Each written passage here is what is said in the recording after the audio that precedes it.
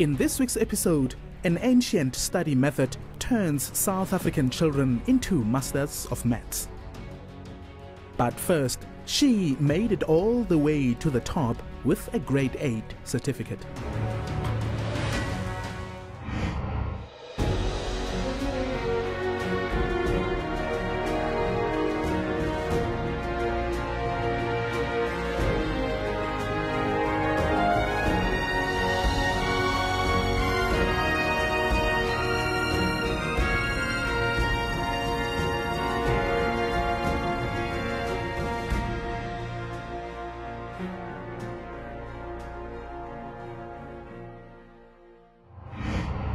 What chance do you have in life when your own father forces you to quit school and search for a job at the tender age of 14?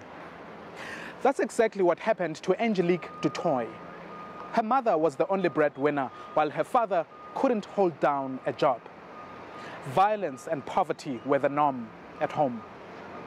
So how did this remarkable woman end up as a board member of a multinational company?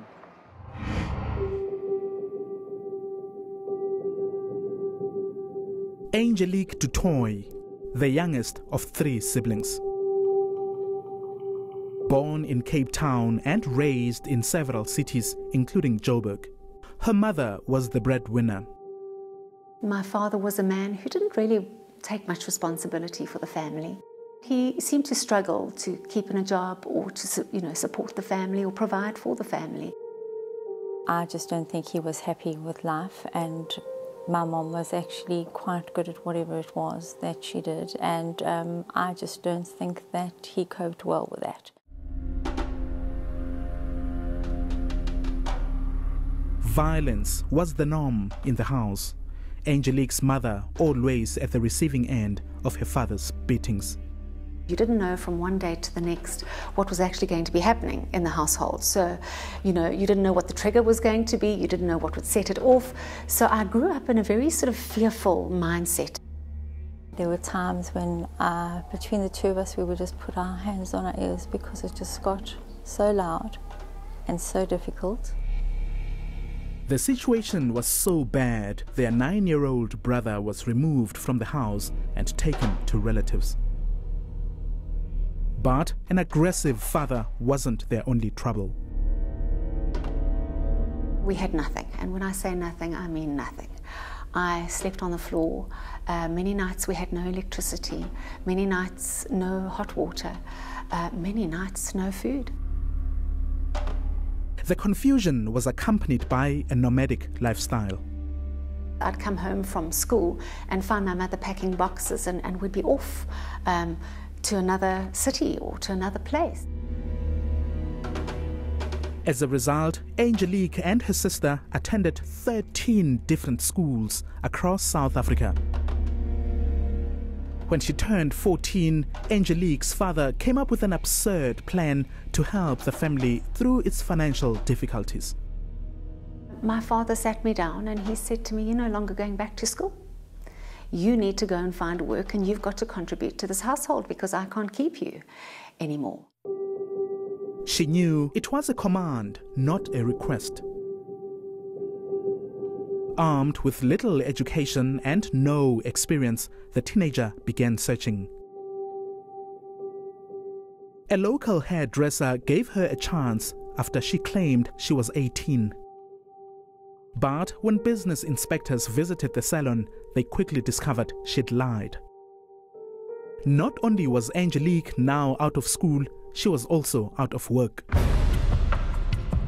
Her troubles continued throughout the years.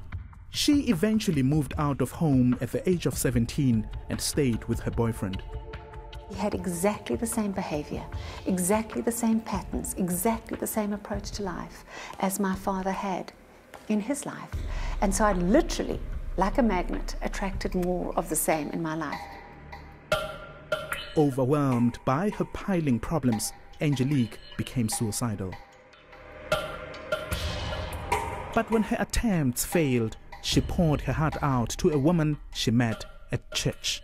She said to me, "I'm not surprised you're so ill. I'm not surprised you feel that you're in such a place of darkness." She said, because your life is so filled with anger and bitterness and hatred and unforgiveness. It's like you've drunk the poison and you're expecting the other person to die. The words hit home hard. Angelique took a decision to stop being a victim and deal with all the toxic emotions she had bottled up for years. And I made a concerted decision that my past was not going to be my future. And it was incredible as I started to have that transforming of my mind, how opportunities rose up to meet me. By the mid-80s, Angelique had found a job as a receptionist. A friend invited her to a business seminar that was to take place in her area. And this youngish woman sort of ran up on stage, full of emotion, full of passion, and she started to share her life story. And this is where I was, this is where I am, and this is where I'm going. And she said, is there anybody in this auditorium who would like to earn a six-figure income? And I thought, well, 6 figures, I have no idea what that even looks like. Angelique had been introduced to the world of direct selling. She joined a company where consultants' earnings were determined by the number of clients they recruited. I realized that I didn't need to be educated, I didn't need to be academic, I didn't even need to be intelligent. I just needed to have a whole lot of passion, have a sense of purpose, and most importantly, want to help other people to succeed. By now, Angelique had been doing exceptionally well in her career.